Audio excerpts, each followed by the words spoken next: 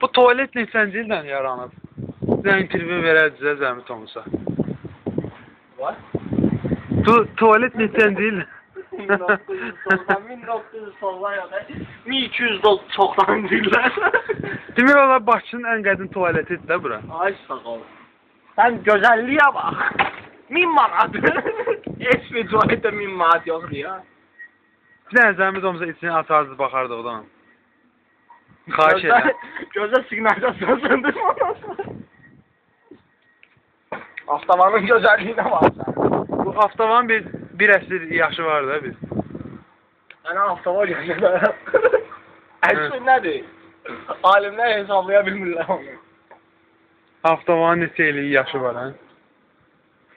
Qardaş bu əsl tarixi abidədir bu. Bu O vaxt dinozavr var.